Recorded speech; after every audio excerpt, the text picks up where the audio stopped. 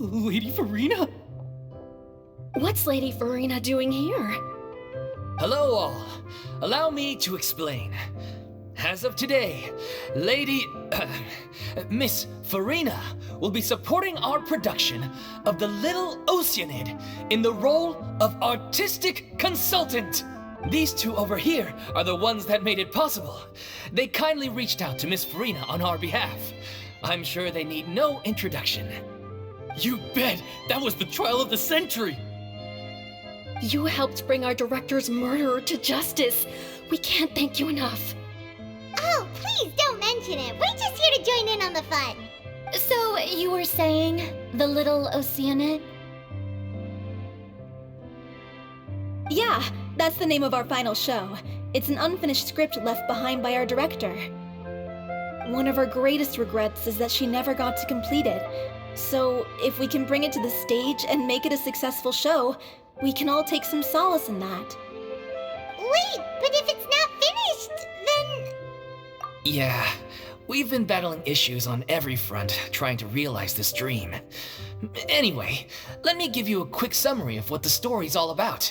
The protagonist of the story is a young Oceanid who transforms herself into human form, despite the protests of her family. She longed to live just like any other human. And sure enough, she found friendship and even love. Everything seemed perfect. But one day, her true identity was exposed, and her world came crashing down around her. So far, so good. A classic tale. What happened after that? That's one of the issues we've been trying to deal with. Unfortunately, this was as far as the director got with her script.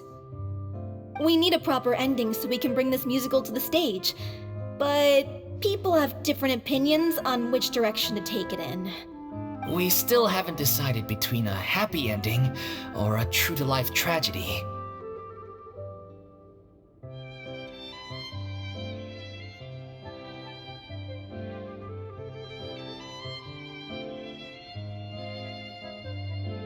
By true to life, you mean the director's sudden disappearance? Yeah, like they say, truth is stranger than fiction. But then there's the question of whether we really want to use the stage to pass our raw pain onto the audience. Exactly. A lot of the time, people come to watch a show just hoping for some light entertainment. We have to consider their emotional stake in this, not just our own.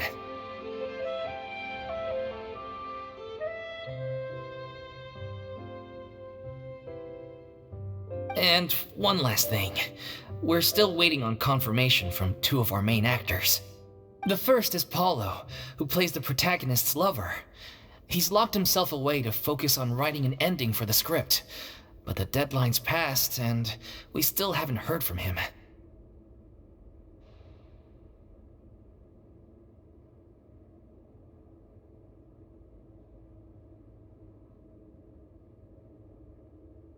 The other is Villemont, who plays the main antagonist. He took the director's death pretty hard. Hasn't set foot in the city since. He did write to us, promising that he'll be there for the final performance, but we haven't seen or heard from him since.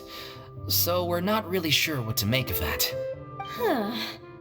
Although, now that we have Miss Furina helping us, maybe we should take the opportunity to get everyone back together.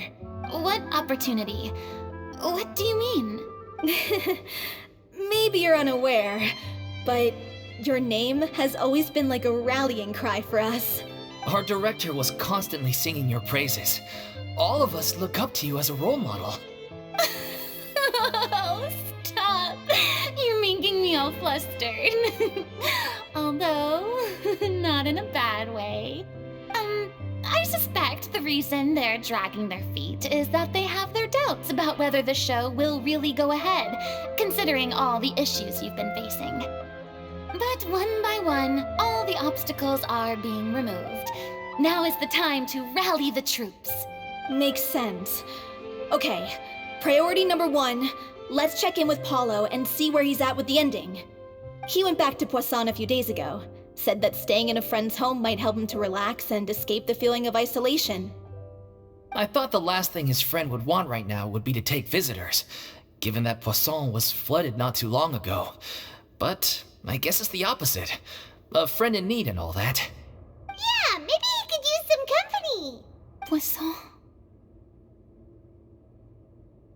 Nothing. I suppose my presence will be indispensable if we are to restore his faith in the show. So allons-y. To Poisson!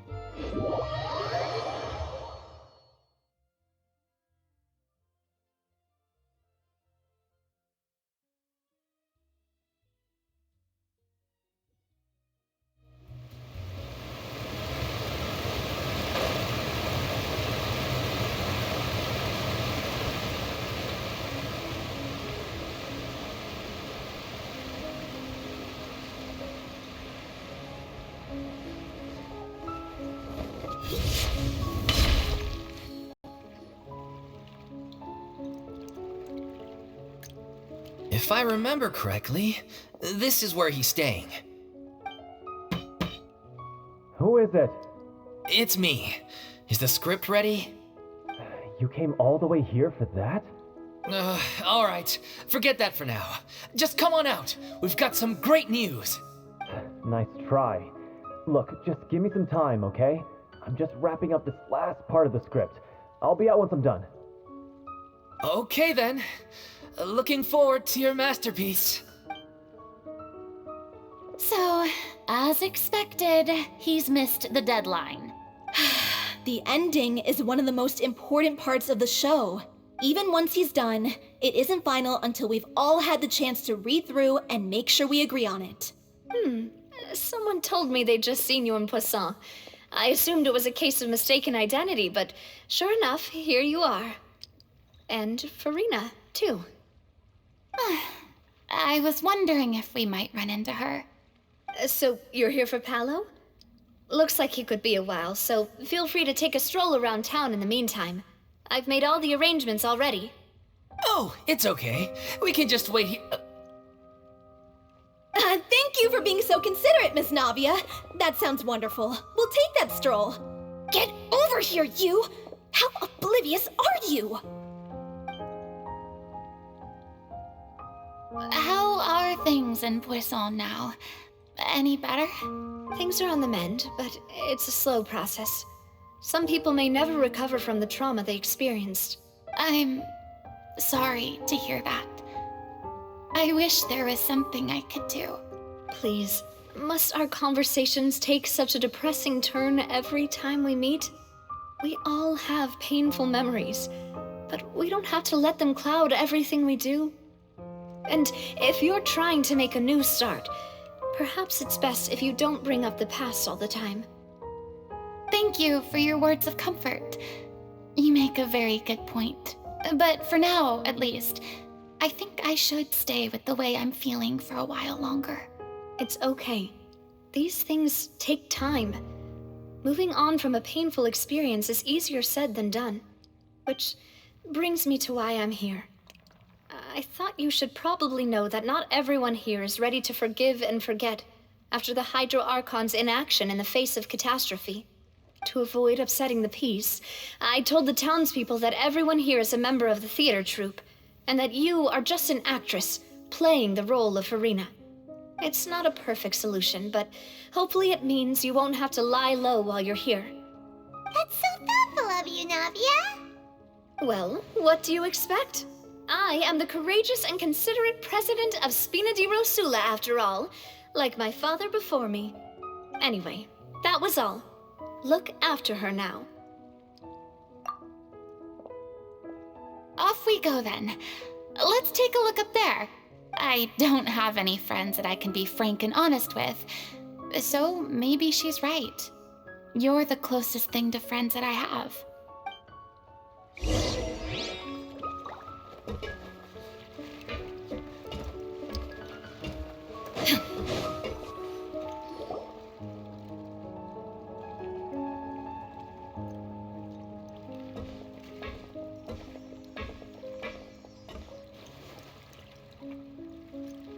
I'm so grateful that Miss Nafia was so understanding.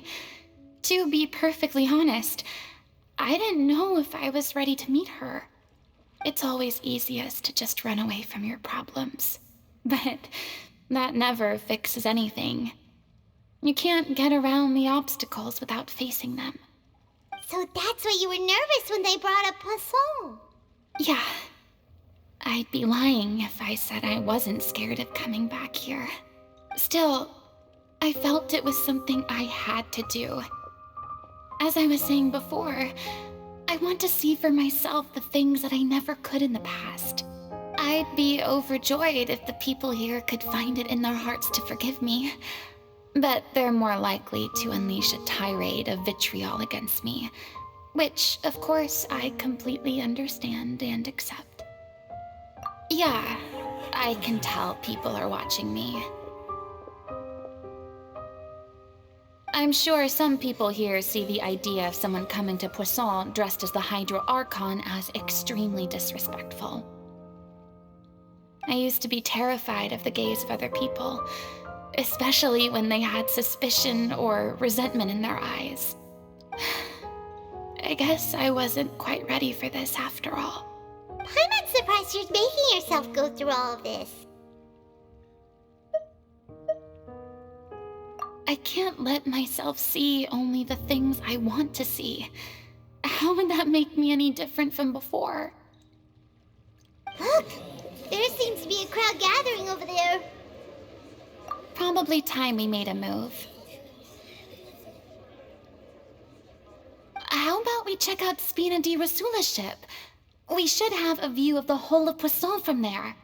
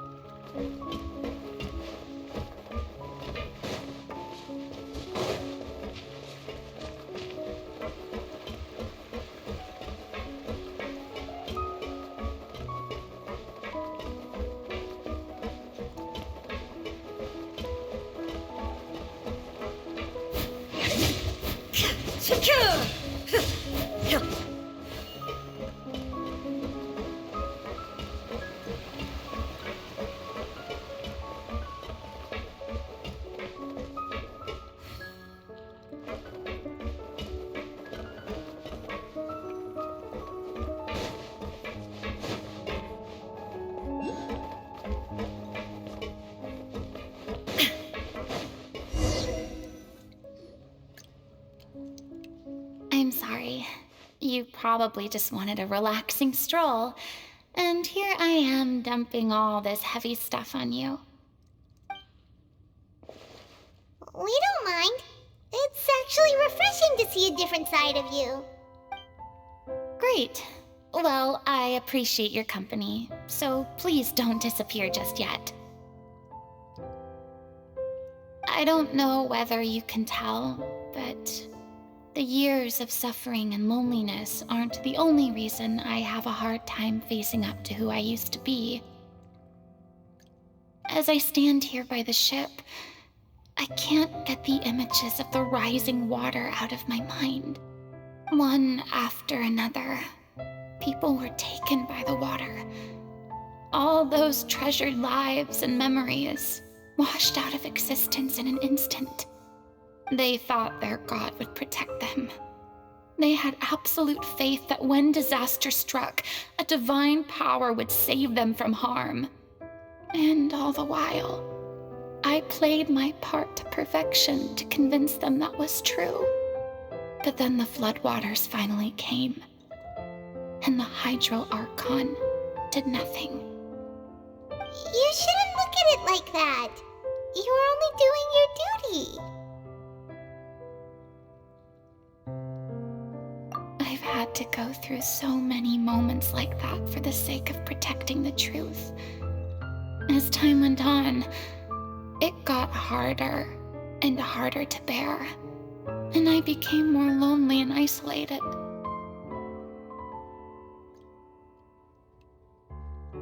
Eventually, I realized I had nothing left except the truth. I became terrified of completely failing in my task, and was haunted by the thought of being left all alone, weeping on my throne. Fortunately, we were able to avoid the worst-case scenario thanks to the help of heroic individuals such as yourselves. Everyone rose to their responsibilities, and I finally regained my freedom. But on some level, freedom also means no longer being needed. I have no further use to people. Paimon would have never imagined you'd see it that way. A reward?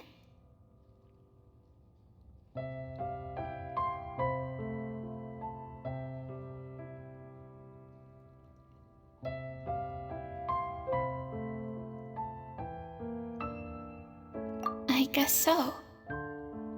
And back then, I didn't even dare to dream about having someone to confide in. I was scared of someone recognizing me for who I truly was, and exposing a secret I swore to protect. Believe in the Furina you see on stage. She is the one you can trust. I had to keep all my feelings, all my curiosity about life to myself. No one could be allowed to know. That's what I really meant when I said I'm no good at maintaining relationships. So that's where you were coming from. Paimon totally thought you were just a bit of a diva at heart. Could you please get off my case? I don't know what's gotten into you today. I'm making an effort here. You could at least try to do the same.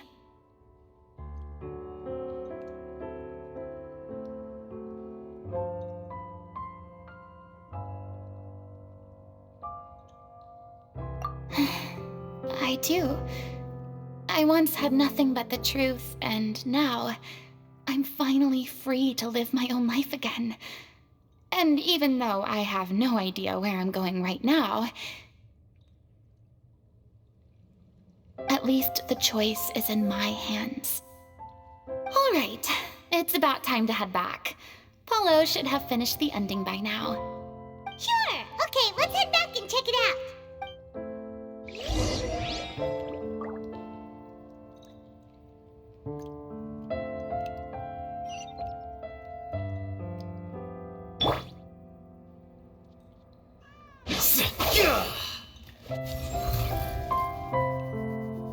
Here you are.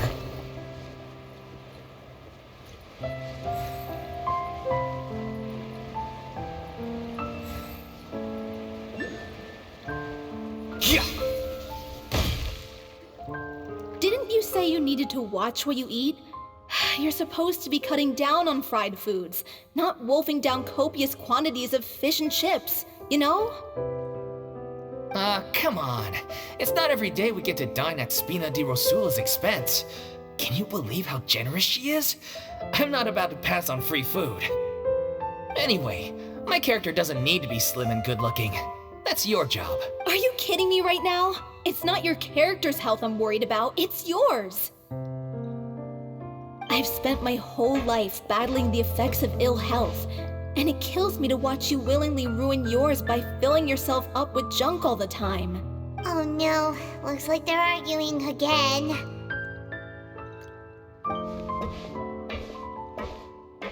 We're back! Could you maybe put your differences aside for a moment? Ah, you're back.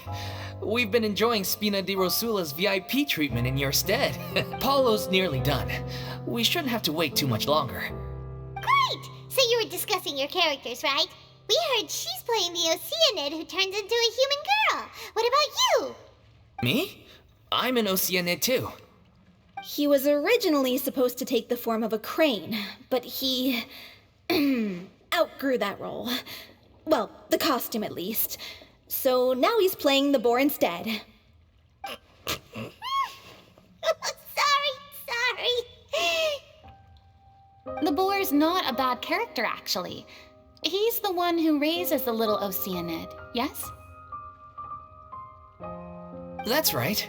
He has some pretty memorable lines, too. Like when he imparts some solemn words of wisdom to the little Oceanid. If you become human, you can reveal your secret to no one. You will face suffering and loneliness. Is this truly what you want? Wait, that sounds kind of familiar. It's the most important line in the whole script. I think it's a symbolic statement about our director's life and legacy. She kept quiet about all the trials and tribulations she faced in running our troupe, allowing us to devote ourselves fully to performing. It was only after she was gone that we realized how tough her job really was. You mentioned earlier that the troupe is like your home. Yeah. I was born with an incurable illness, and once my family found out it couldn't be treated, they decided they didn't want me anymore. I spent some years taking whatever work I could find and trying to manage my illness with various medicines. But whenever I had a bad flare-up, I'd be lying in an alleyway for days at a time. It was like that until the director found me one day. She told me I had a great voice and asked if I was interested in studying singing from her. I said yes. She took me under her wing, taught me to both sing and act, helped me find Mora for my meds, took care of me when my condition decided to flare up. I know it was all a huge burden on her. She sounds like a really incredible person. She really was. She gave everything she had to her troupe and the people in it. All of us were so proud to call her our director. I was a lost child too when she found me. As the child of a murderer, my parents weren't around when I was little, so I got sent to an orphanage. The other kids were always picking fights with me. They'd say things like, "Come on, you must be pretty tough if you're the son of a murderer." It was just that one day, I got beaten up so bad that I just couldn't take it anymore, so I ran away. I lost all faith in humanity by that point. Thought the whole world was out to get me. Let me guess. Fortunately, the next person you ran into was the director. Yeah, for the first time in my life, I was somewhere I felt safe. And I promised myself I'd stay here until the day the group parted ways. The day you hoped would never come. How times change. Oh, you're finally done? Get your butt over here. There's someone I need to introduce you to. This is our new artistic consultant, Miss Furina. Furina? The Furina? Oh my god, how did you manage to wrangle that? Please, the honor is all mine. I was profoundly moved to hear about your troupe and your wonderful director. I just wanted to do something to help. Same here. Even so, this is just... Oh, wow. I'm sorry. I'll try to calm down. Now, where was I? Ah, yes, the script, of course. Let me give you a rundown of how the story unfolds in my version of the script. I'm sure you're already familiar with the beginning of the story. A little Oceanid decides she wants to become a human against the wishes of her family. She finds love and friendship in the bustling city, but then disaster strikes. The people start to notice that all the fresh water in the surrounding area is slowly disappearing. The soil is becoming arid, plants and flowers are withering, and the people begin to panic. The little Oceanid, Cleo, and her lover decide to do something about it and investigate the truth of the matter together. In the end, they discover that all the waste and pollution created by humans over the years has caused the fresh water to flee the land, as if driven by a consciousness of its own. Consciousness? You mean the water is sentient? Water as a conscious entity. There's actually quite a few stories that explore this theme. Since the little Oceanid is a water spirit, she immediately understands how the water is feeling. She then tells her lover about her true identity, as well as the truth behind the crisis. Her lover accepts her for who she is, and works with her to find a way to bring the water back. However, unbeknownst to them, there were some people eavesdropping when she revealed her secret. The little Oceanid is accused of being directly responsible for driving the water away, and faces the greatest dilemma of her life. And then? In the end, she makes the brave decision to sacrifice herself to save her lover, and the rest of humanity. Huh? But didn't they all treat Cleo like a villain? Why would she want to save them after that? Well, she mainly wanted to save her lover, plus everyone who'd stood up for her. Through her love for her human partner, she was able to find an even greater love, one that extended to all of humanity. Surely the biggest strength of Cleo's character. There's actually something else that bothers me. You know the protagonist is supposed to represent the director, right? And she never had the chance to become a hero in our world. If we're serious about dedicating this show to her memory, we should make the ending as true to life as possible. What about if the little Oceanid is hounded to death by people who hate her, her lover makes sure her secret never gets out, and humanity continues down the path to extinction? That sounds like too cruel of an ending to me, and perhaps a little irresponsible to present to the audience. That ending would be a perfect mirror to Director Aureli's death, both arbitrary and meaningless. On the day when she went missing, Director Aureli had instructed us all, somewhat out of the blue, to leave the court of Fontaine and wait for her outside the city. We waited and waited at the rendezvous point, but she never came. By the time we returned to the city, she disappeared without a trace. We looked for her. The Gardamex looked for her, but she was nowhere to be found. Increasingly, all the signs seemed to point to her being the latest victim in the serial disappearances case. The director was the kindest soul in the world, yet she was senselessly sacrificed for the sake of a so-called experiment by someone who had nothing to do with her at all. But doesn't the way she suddenly told you to leave the city suggest that maybe she had some sense of what was about to happen? It almost seems as if she was moving you to safety. I've been trying to follow up on that ever since, but all my efforts so far have turned up nothing. Villemont might know something, but he won't open up to me. Villemont? The one who's playing the role of the villain? Yeah. He's been overwhelmed by grief. I think the director's death hit him hardest of all. Grief? Guilt, more like.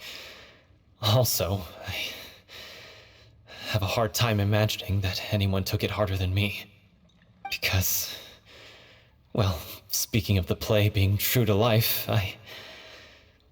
I was deeply, madly in love with Aureli. What? You kept that one quiet. It's time to be upfront with you all. No more keeping secrets from each other. We'll never be able to agree on the ending if we can't be honest about how we feel. I did tell her how I felt once, but she turned me down pretty much straight away. She said that we were all like brothers and sisters to her, and she'd never considered us as potential romantic partners. Not that it came as a shock or anything. It was what I was expecting to hear. So I told her I'd always be there for the troupe, and I'd always be there for her. I said, maybe one day in the future, when everyone's settled into their own lives and on the up and up, and managing the troop no longer required her constant attention, well, maybe then she could reconsider what she really wanted in her life. And now, that day will never come. Oh, Paulo. So if I'm the one writing this ending, then I'm gonna make sure it does right by O'Reilly. I won't let anyone get in the way of that. In that case, you have to straighten things out with Vilmont once and for all, face to face. We've all had our differences of opinion over the ending, but those two have never seen eye to eye on anything. One of them has to compromise if we're ever going to reach a final decision. Well, if that's where we're at, looks like it's time to go visit Vilmont. Are you ready to face the truth? Honestly, I'm slightly terrified. But for the sake of our final performance, I'll do whatever it takes. Funny you should ask, though. You really do get what I'm going through right now. I certainly do. Come on, everyone. Allons-y!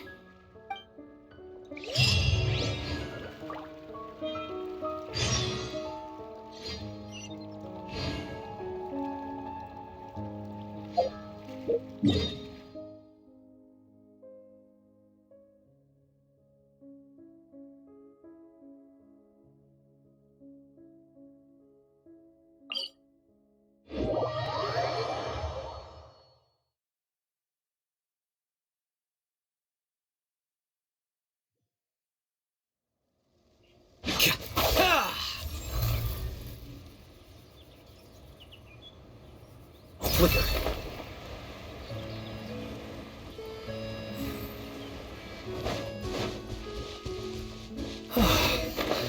This is tough going. Delphi, are you sure you can manage in your condition? I could ask you the same question. Try to keep up.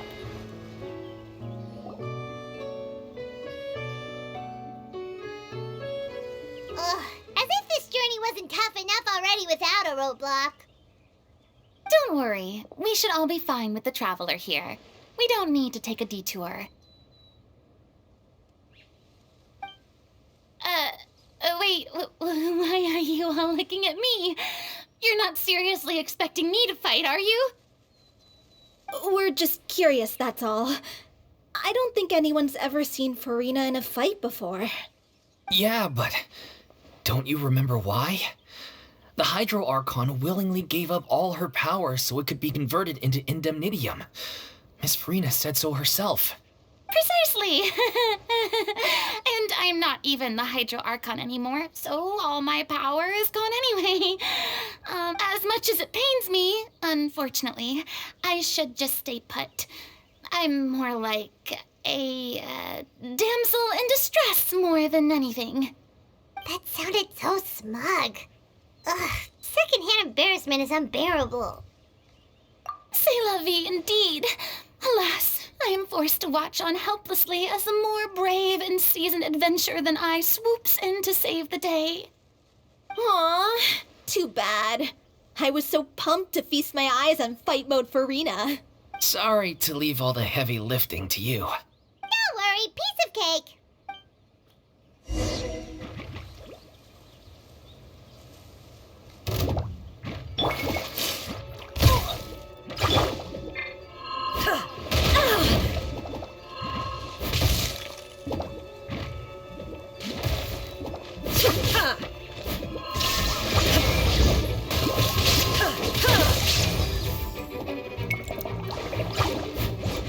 Shine down!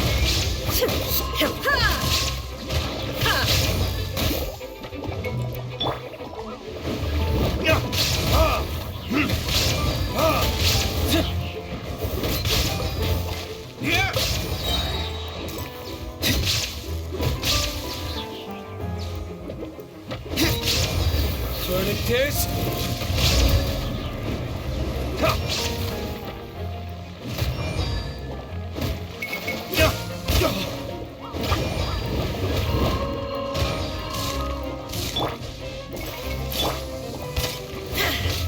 Illusion shattered!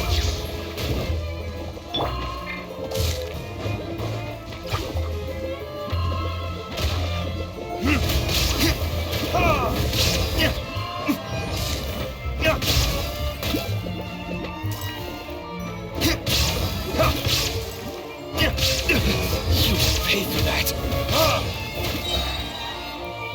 Where did I go wrong?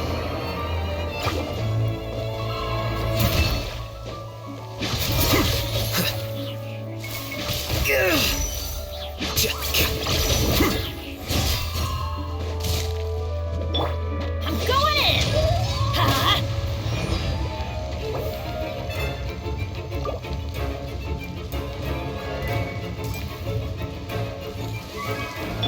Torn to oblivion!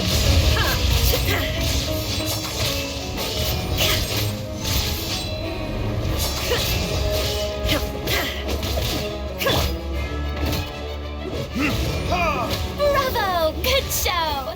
You certainly live up to your reputation. Yeah, thank you. Anyway, the path is cleared now, so onwards and upwards.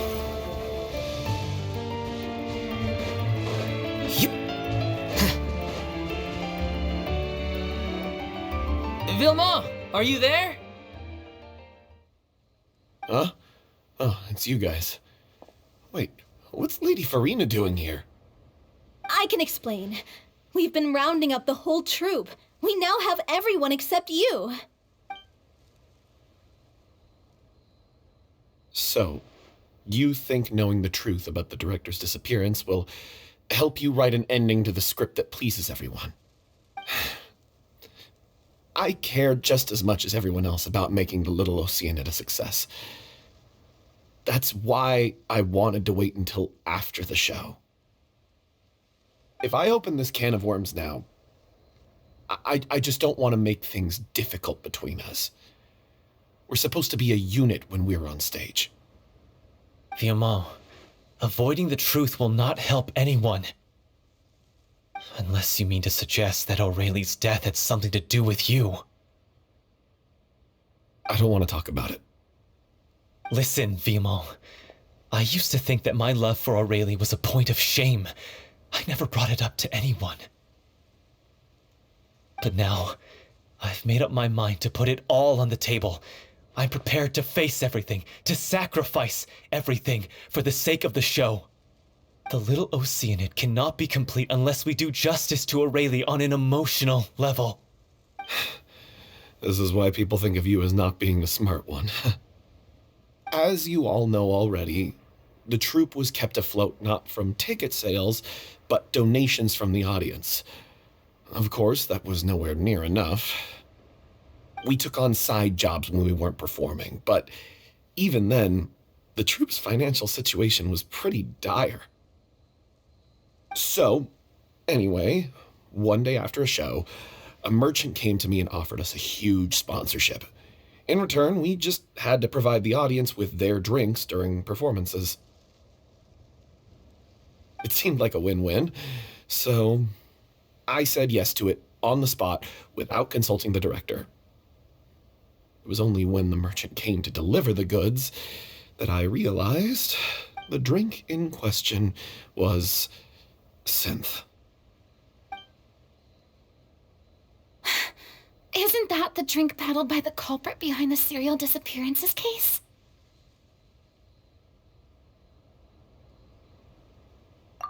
I freaked out when I saw the boxes. And I told the director everything right away. She was completely shocked as well. But she didn't reprimand me for making the decision without consulting her. Instead, she contacted the merchant and stated that the troupe could not agree to this collaboration.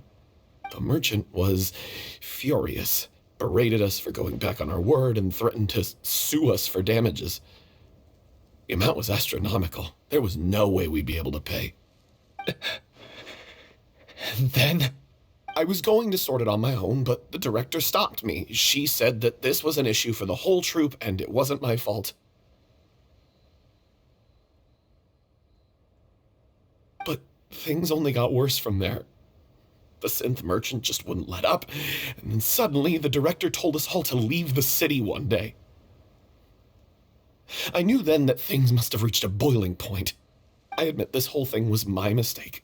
I didn't dare to tell any of you the truth back then, and after the director disappeared, I was even more afraid to say anything.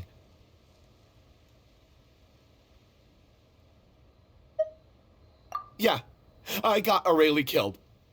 There, I said it. Happy now? Hey, don't say that. You traitor!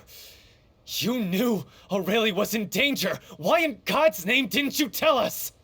What do you mean, you were afraid? This was a life and death situation. We could have saved her! How could you be so stupid? Please, try not to get too worked up. Yeah, listen to him. You need to stay calm. Stay calm? How can I stay calm?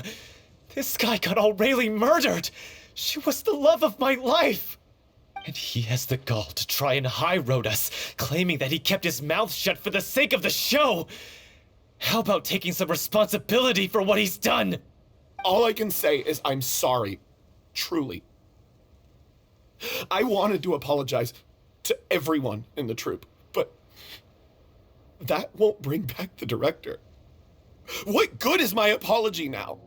I'm just a coward who made an awful, terrible mistake that I can never take back. Beat me up if you want. Kill me if you prefer. It's what I deserve. End my life. So I can meet the director and apologize to her in person.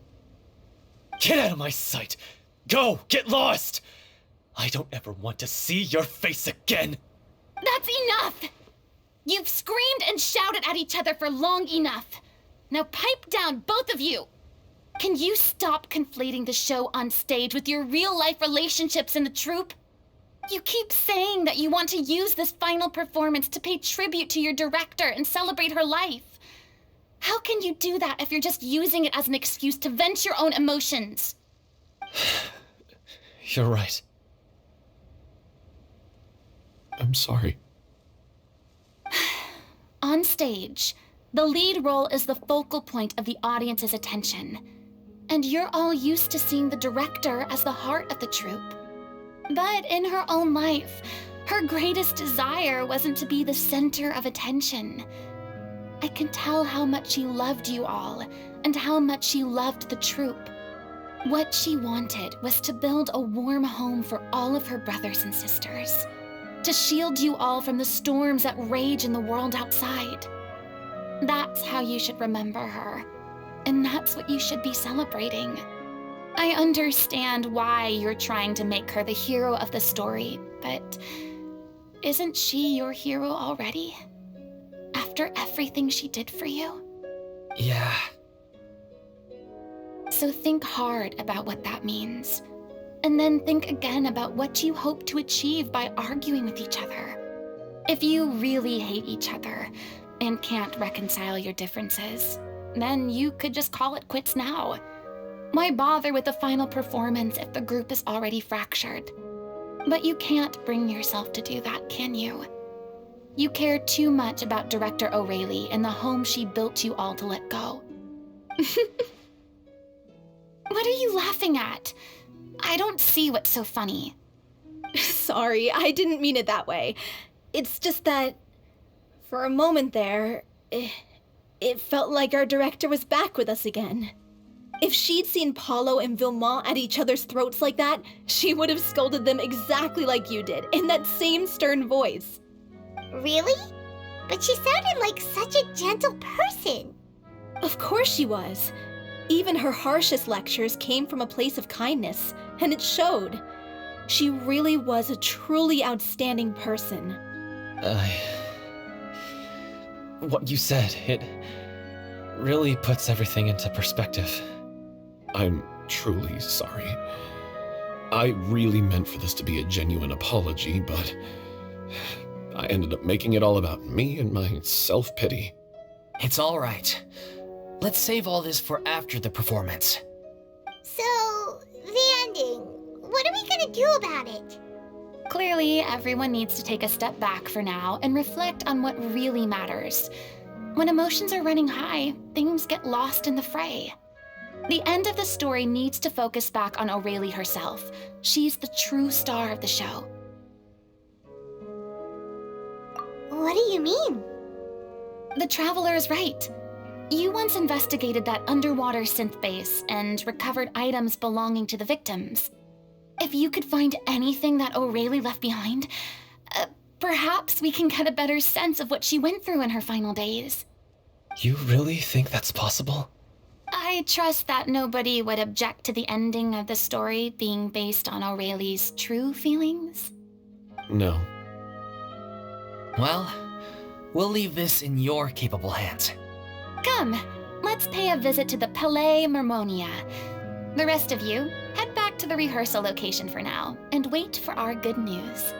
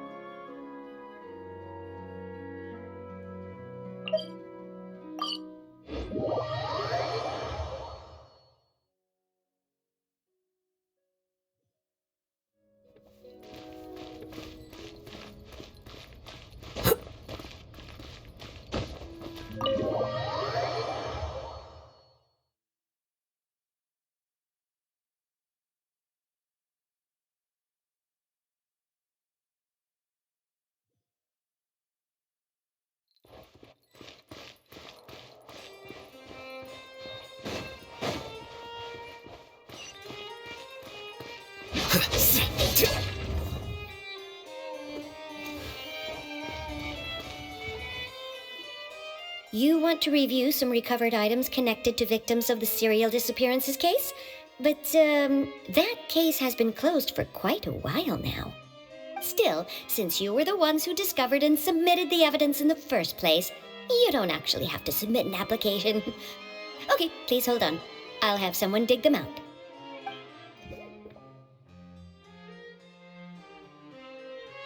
So, this is all Aurelie left behind. Just whatever she was carrying on her person and this tattered old notebook. Hey! It's full of script lines! And sketches too! Looks like they show where the different props should be placed on stage. Let me take a look. Maybe there's something in here from after she was kidnapped. Aha! I found something. To whoever discovers this diary. Let's see. Looks like she kept a detailed record of her captor's actions. She even mentions the truth behind the experiments on dissolving young women. If we'd had the chance to examine this notebook carefully back then, it would have been a conclusive piece of evidence proving Vacher's guilt. Vacher took so many lives. It's still so unthinkable how many victims he had. I guess Aurelie must have written all of this down in the hope that her records would one day be of use to investigators. Wait, it cuts off.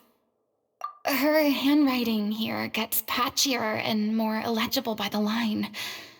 She probably didn't have much strength left. Her final words are... I'll let you read them for yourselves.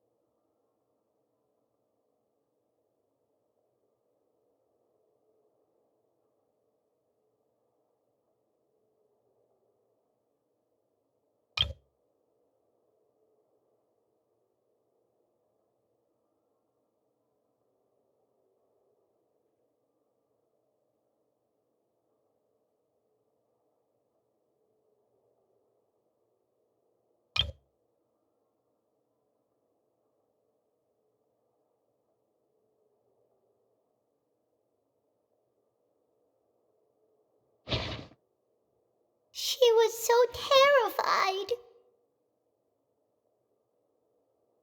She may have been a mighty hero in the eyes of her troop, but at the end of the day, she was only human. I can't bear to think how painful and lonely her final days must have been. Wait. This part on the last page sounds strangely familiar.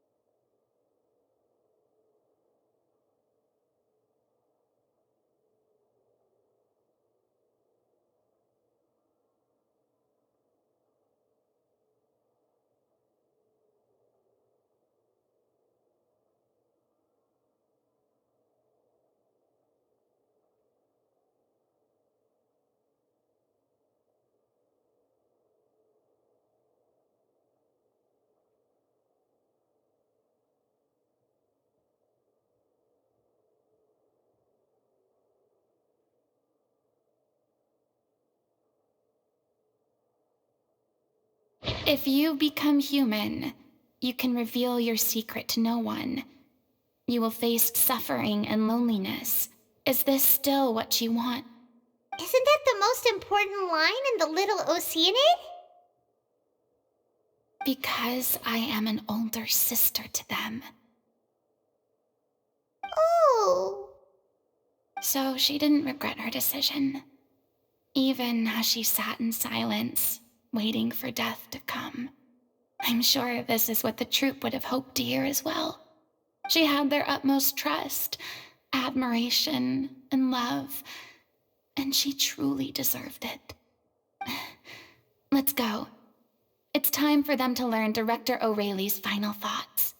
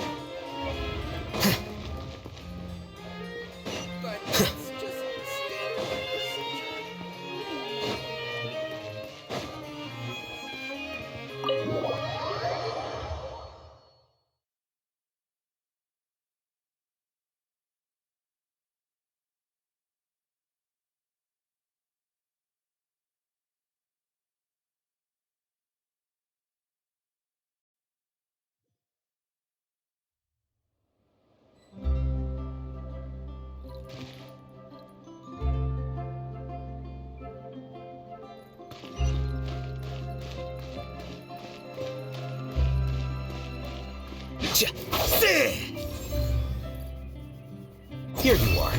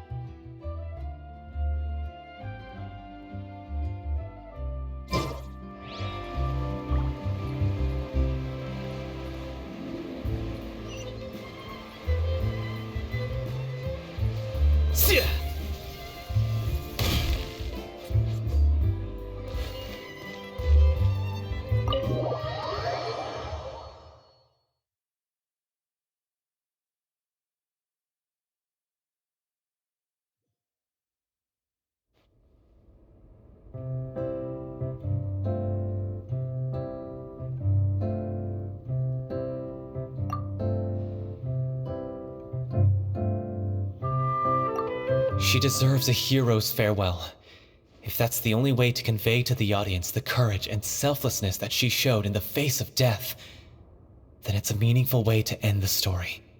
Even in the last moments of her life, she was still leaving a trail for others to follow. She did her best to protect as many people as possible, even if it meant sacrificing herself. We know what choice our little Oceanid would have made now. I don't think any more discussion is necessary.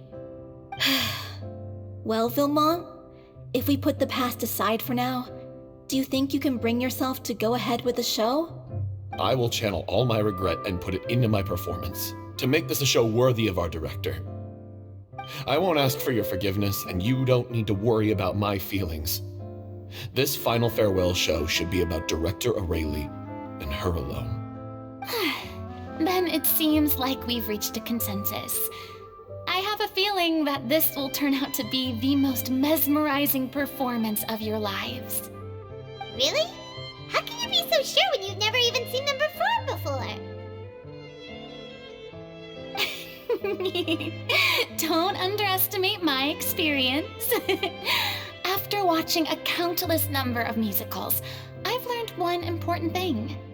If you want to move the audience with your music, you must fully commit and immerse yourself in your role, pouring all your emotion into your performance. And aren't human emotions, love, hate, regret, and hope, just the most mesmerizing things in this world? I don't believe anybody could be more committed to bringing this story to life on the stage than they are now. Thank you for the vote of confidence, Miss Furina. And thank you for supporting us through all this.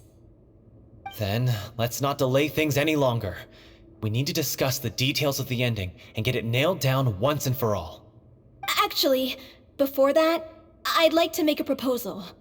During the curtain call, please allow me to use the director's name instead of my own. Huh? But then... After all, this role was originally meant to be played by the director. I'm just filling in for her. Besides, a role commemorating her life should be associated with her name. Well, if you're sure you're okay with that, I have no objection to it.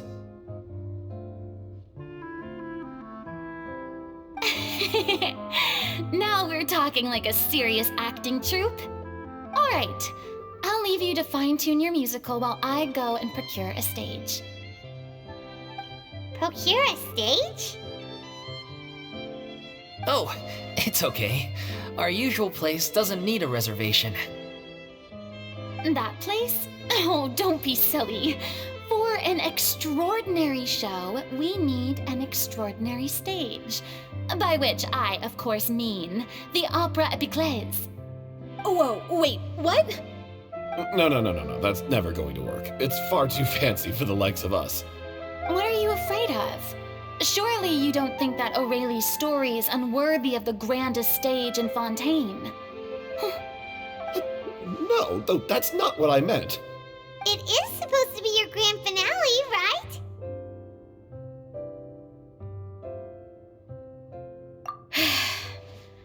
I have no problem with it then. How about the rest of you?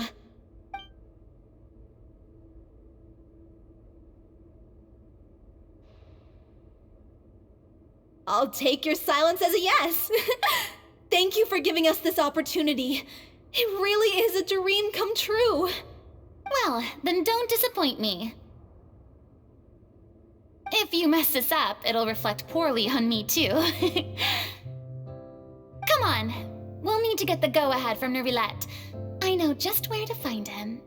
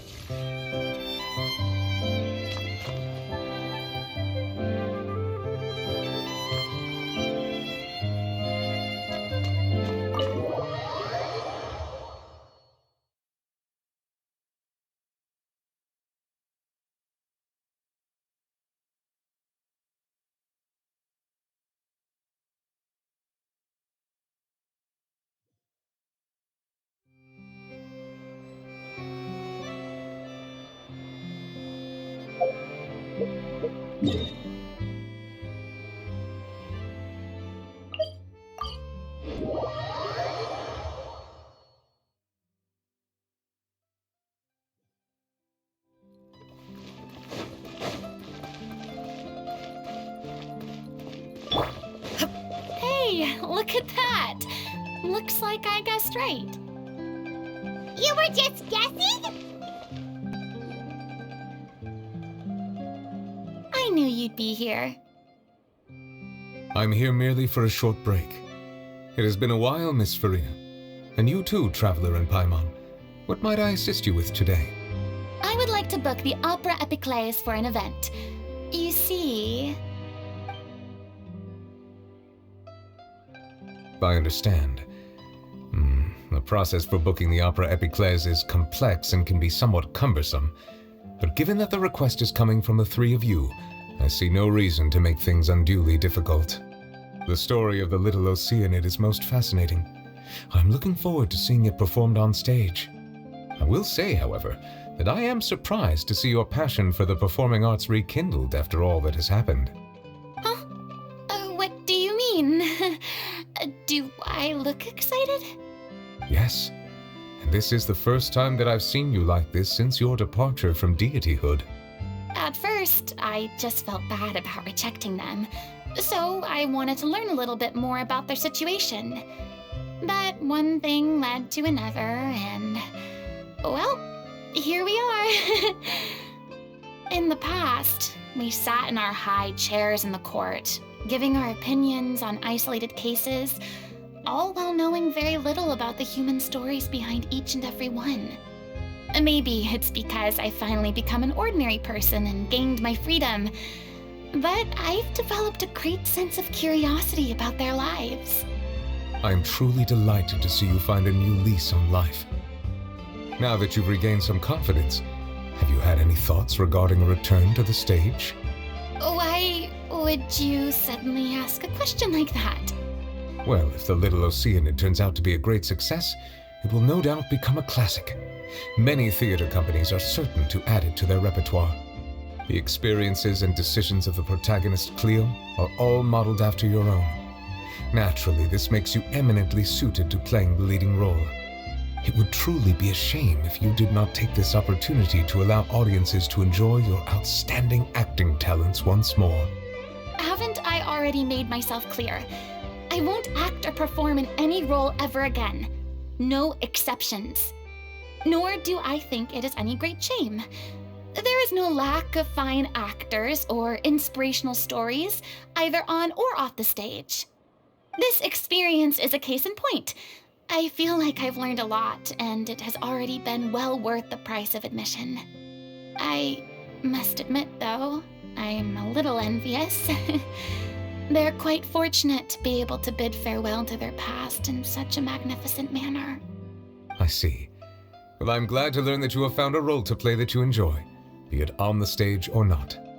I sincerely hope the show will serve as the grandest of finales. I will have my staff book the date and mail the relevant paperwork to the troupe once the details are confirmed. Thanks, Nervalette. You are very welcome.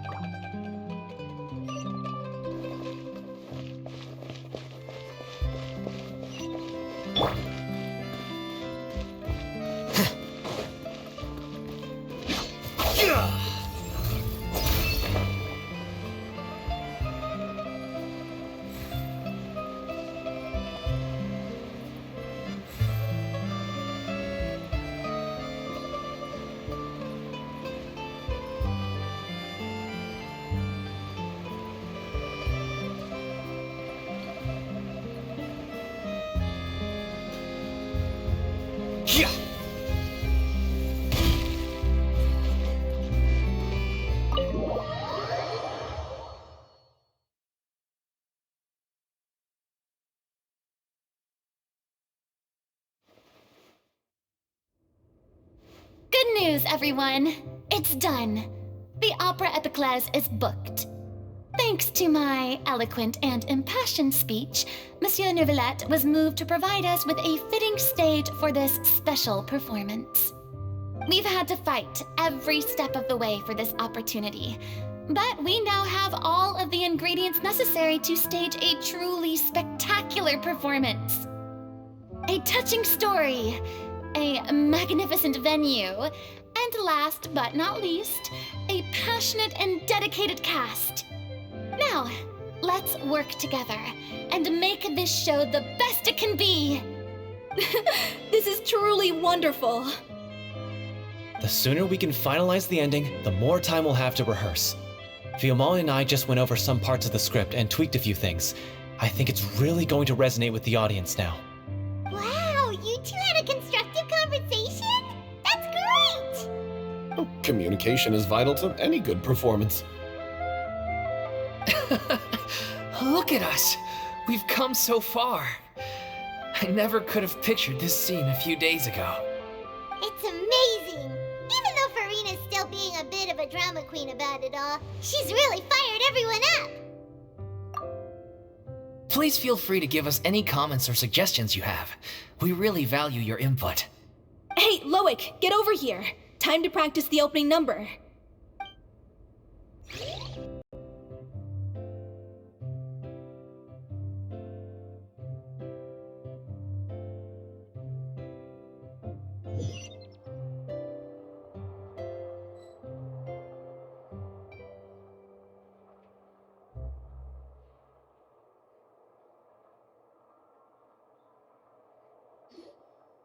Cursed Cleo. She stole the waters of life from us. She's a fraud, and she must pay for her crimes. This has nothing to do with her. The ignorance and hatred of our people is to blame. How can we hope to win back the water's favor if we don't change our ways? This guy could be useful. Take him hostage. If Cleo wants him back, she'll have to show herself. Leave this place, oh little Oceanid, and never, ever look back!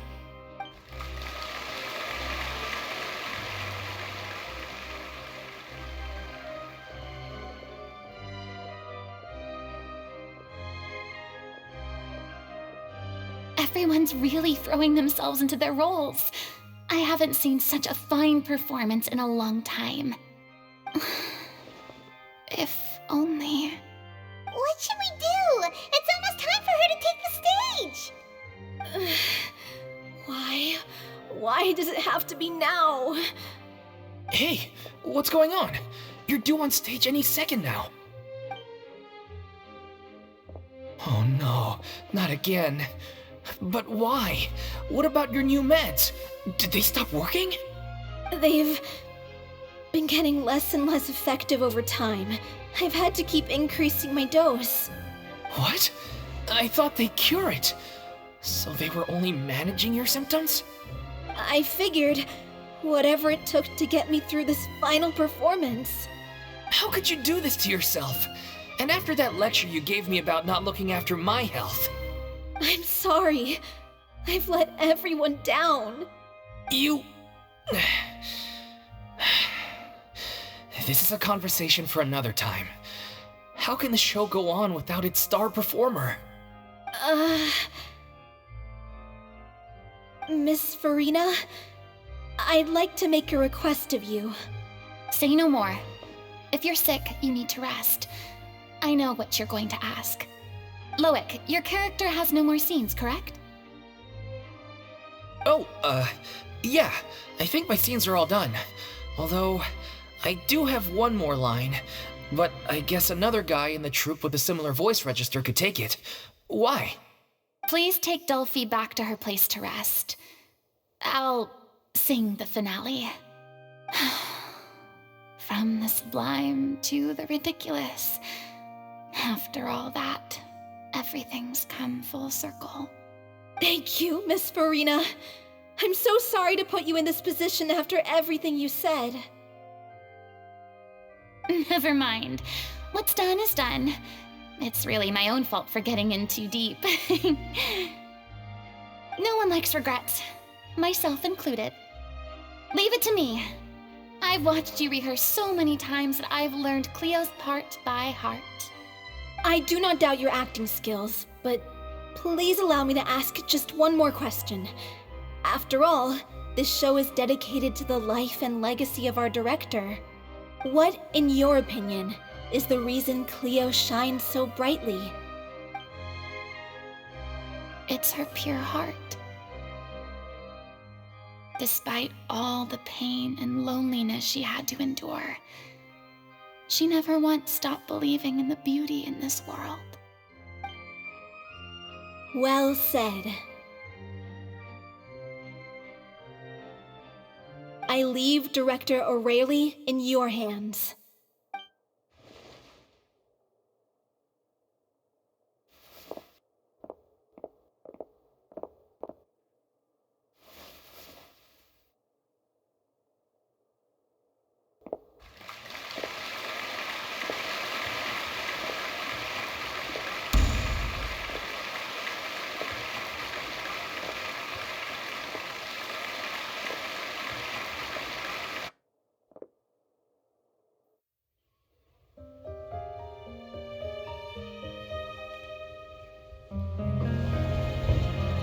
Is she here yet?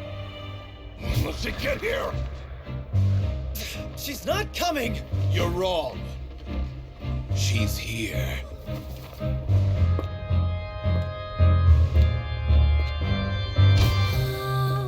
Si je pouvais vivre dans l'eau, le monde serait-il plus beau?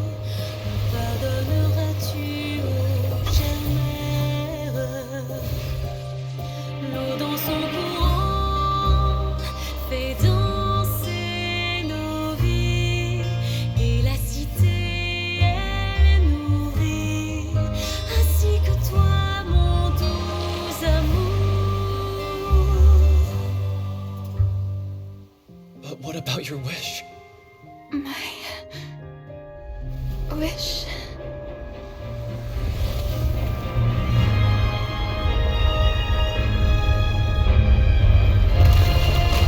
If you become human, you can reveal your secret to no one. You will face suffering and loneliness. Is this truly what you want? Le grand amour ne suffit pas, seul un adieu fleurira. C'est notre histoire de vie, douce et amère. Je suis et serai toujours là, à voir le monde et sa beauté. Et ça ne changera jamais, jamais.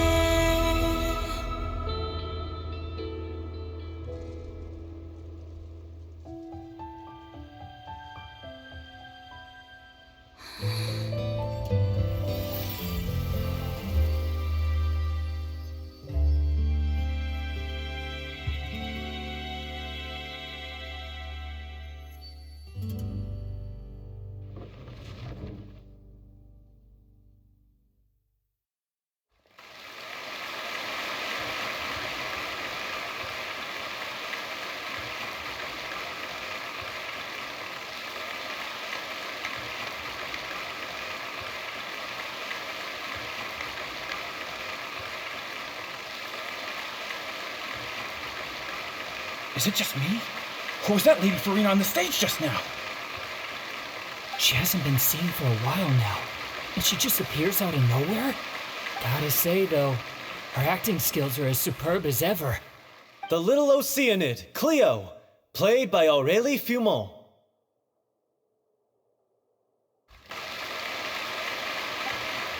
Wait, that's not her name. What's going on? I don't know, maybe it's just a doppelganger.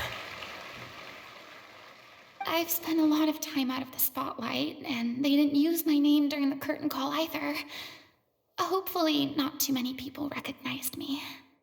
It's too bad that I had to break the one clear rule I'd managed to make for myself, even if I had no choice. Still, I have to admit that, despite everything, it felt good to be back on the stage again. Finally, we would like to give a special thanks to our artistic consultant and event coordinator, Miss Furina. Hey, that's not what we agreed on! Oh, so it was Furina after all. She's back. Honestly, what is he doing? He should have run that by me first. All right, calm down. Don't be mad. This was a group decision. We just didn't want your contributions to go unacknowledged. After all, it's been the rule in Fontaine since ancient times that everyone's work, visible or invisible, is equally deserving of recognition. Yes, I know the rule, but it should still be applied on a case-by-case basis. I wasn't ready for this yet. It's no big deal. What's the worst that could happen? Oh, yeah? Well, since you think it's so easy, you can sign them for me. This is a great chat and all, but can we talk about that crazy thing that happened during the show? It nearly gave Paimon a heart attack. Paimon flew over to where she was supposed to be and was about to drop the prop vision, and then suddenly, a real one popped out of thin air! Oh, that. I've got no idea what happened there either. But hey, it worked pretty well, didn't it? I'll bet the audience has never seen such a realistic prop. Wait, what about Dolphy? I wonder how she's doing. Oh, let's go check on her as soon as we finish clearing the stage. Yes. Plus, she'll definitely want to hear how the end of the show went. If nothing else, we can safely say that we accomplished what we set out to do.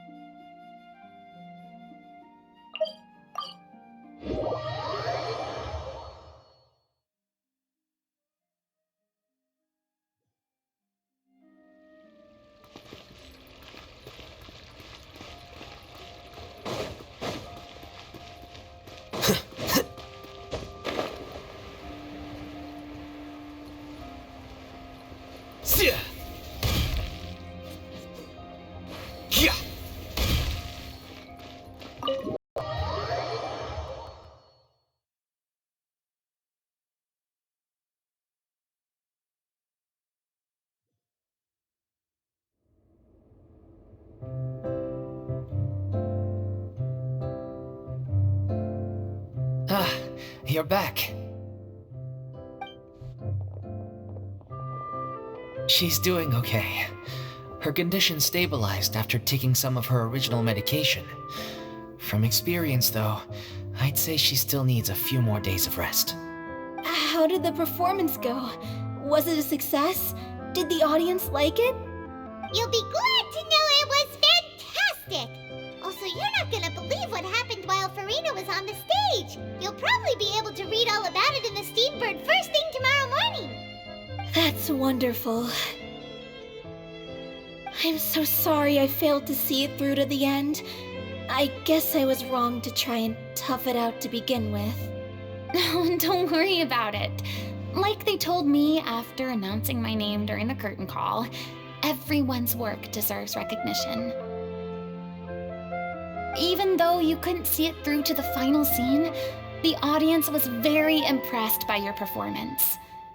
It's safe to say that you made your mark on this memorial show.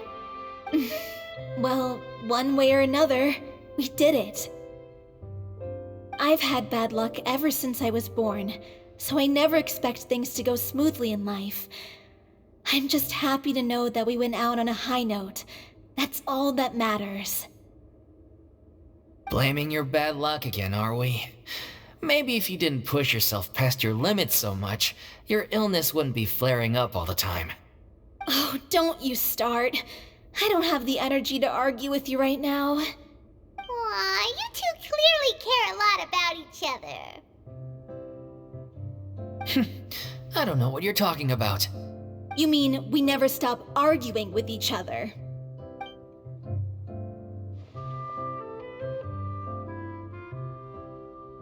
So, any plans for the next step? After the brilliant performance you put on, the reputation of your troupe is sure to spread through Fontaine like wildfire. You won't have to disband if you don't want to. You could capitalize on the rave reviews and license out the Little Oceanid to the bigger theater troupes out there. That would do wonders for your financial situation. No, we should still disband. Yeah, it's what we all agreed to. After all that's happened, I should give you guys some space. But maybe our paths will cross again one day. Hey, don't just walk off!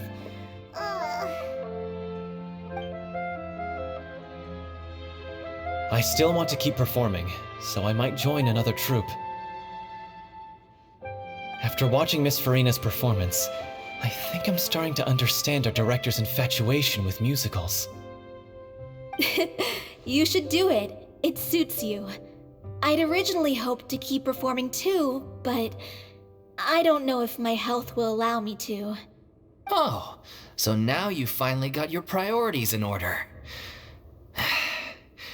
I guess I'll hold off until you've properly recovered as well. What about you, Miss Furina? Any future plans? Well, frankly, I think a return to obscurity is no longer an option for me. I'm sure a slew of consultancy requests will hound me wherever I go, until I finally acquiesce. You rather sealed my fate there with your special thanks at the end of the show. Sorry. It's quite all right. No need to apologize. What I meant to say is that this whole experience has shown me that perhaps I'm not as averse to a return to the stage as I previously imagined. Maybe Nervilette was right. Maybe Cleo is the right role for me. I still don't wish to pretend to be someone else, but I do have a desire to express myself. So, maybe the show will go on for me after all. Yeah. There was once a time when I was an actress in a masquerade, seeking only to hide the truth. But from now on, I want to spend my time learning real stories about real people and how they touch the lives of others around them. I want to watch them blossom and wither, see them refined on the page, retold on the stage, and remembered long into the future. I'm sure this is what captivated director O'Reilly as well. Sounds like you're ready to stop running from your true calling. The more you get out into the world, the more you'll discover what a fascinating place it is. Then it's a deal. If a vision is a gift from the gods, then I should do my best to honor it.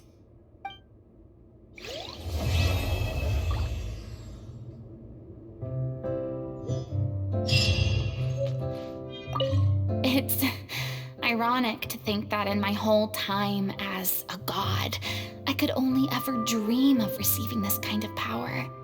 And now that the gods have given me their blessing, it actually feels more like I'm finally able to take my fate in my own hands. Is that how humans feel about it as well?